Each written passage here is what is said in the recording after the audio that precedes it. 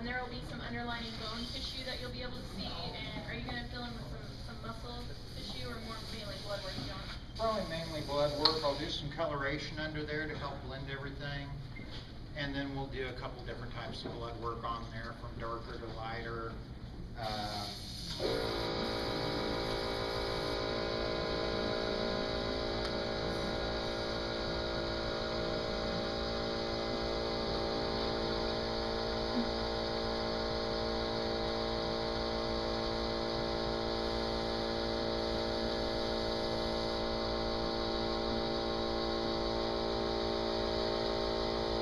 Yes, Miss Candace is over there. This is a hand custom built prosthetic.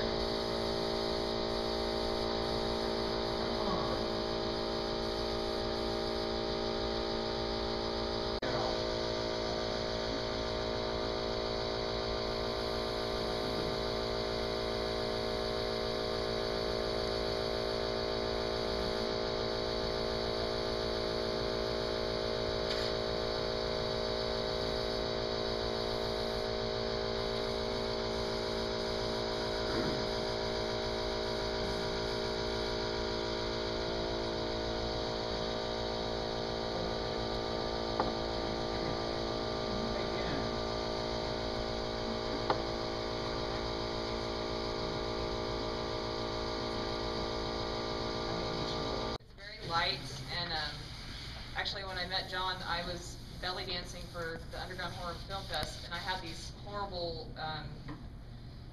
rubber horns, and I was like, could you help me glue these on? And all of a sudden, like an hour later, I was this blue demon, and the dermal wax really helped blend the appliance into my skin to where it actually looked realistic, and I was hooked ever since.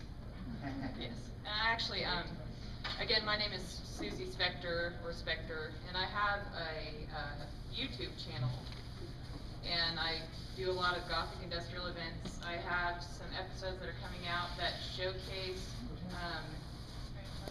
that's okay, John and Candace doing work on me from both of those, from the Badlands filming and also from the Underground Horror Film Fest. And I don't have any cards today, but you can find it on YouTube, or the Fearcast site, or John Sterling's site.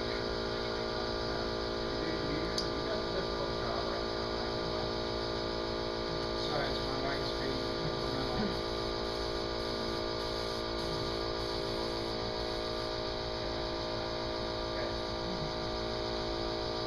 What's the longest you ever been sitting down or put makeup on?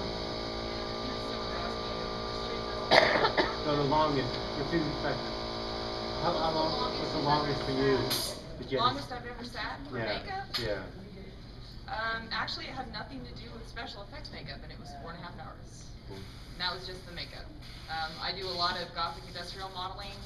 I do a lot of modeling for local artists here, and to have my entire body airbrushed in an hour, the effect of it was so, it was like 360 dramatic, and I really don't know how to describe it. It was very quick, and I love airbrushing, especially, like I said, with the costumes I wear. A lot of times when I do dance performances, it really helps, because a lot of that stuff you have to hand wash, and I sweat a lot because I'm a dancer, and so whatever it is that they use at the time, it's very durable, it's very light, and it's very quick, which is good for me, because I'm old and I got a bad back. I don't want to sit in the chair for 4.5 hours. It tickles.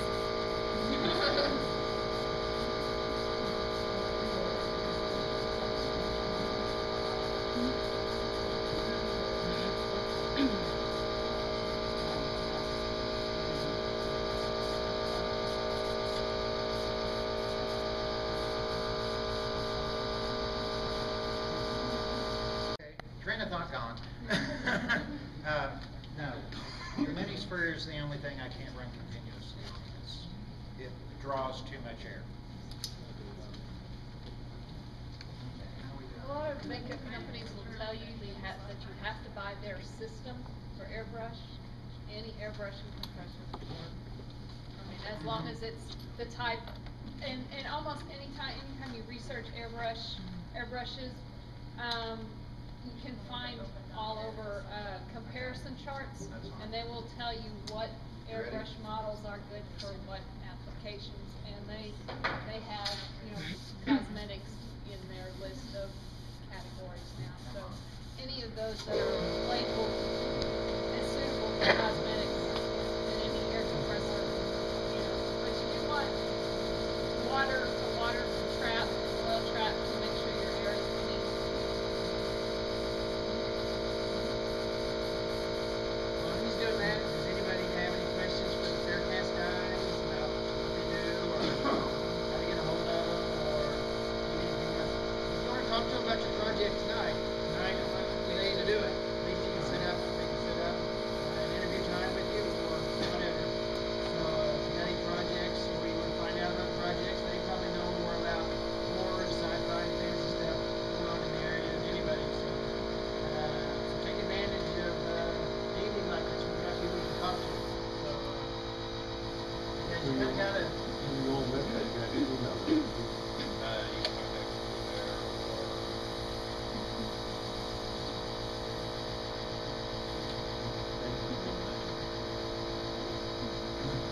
One thing about this type of business here, you pretty much got to push yourself. You got to talk to people. You don't have to push, but talking to people and networking, it's important. And you got these guys, they know what's going on, and you can ask them. There's no such thing as a stupid question. As long as it's about the movie business, there are stupid questions. As long as you're asking about the movie business or that sort of thing, it's not a stupid question. As long as you're serious, asking questions, because everybody starts at zero. I mean, reading is a good place to start, but they can only get you so far. People who have experience are good people to talk to, and that's why we have John here, and that's why we have Jonathan here, and that's why we're trying to bring in people. And there's other people in the audience that have done this stuff, so it doesn't have to be these guys. Networking with the audience is just as important as anything else, because you never know who you're going to meet in the audience. And getting to know people around here is really important. And like I said, don't go to moviemakers.net. That's another place to start. So anyway, if you have any questions, just get out and go over. My name is Zachary Gadden. I'm actually been part of the OMM for about 2 years now. And we actually had John, he came in, he helped us on the Belleville Witch. It was his first movie I think he actually got to work on. He worked with Bonnie Downs and did some really great makeup on that shoot. And in fact, he's actually working on another project we're getting ready to roll out here sometime within the next few months called Walking with Werewolves. It's a pilot for HBO. So he's going to be working on some new stuff on werewolves, and we've got some great artistic. We're going to be able to pull that off. Looks really good. So, but anyway, John, he's been at it, at least with the film industry, working for the last couple of years now. So we really do appreciate it.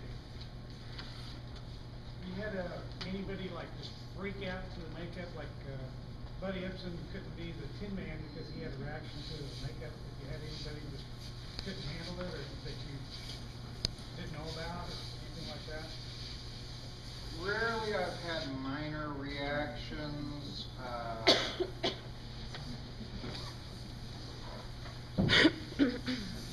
But because of stuff like the Buddy Epson thing, and the care that the makeup developers put into making these things, I mean, the makeups are FDA approved, so they go through government testing.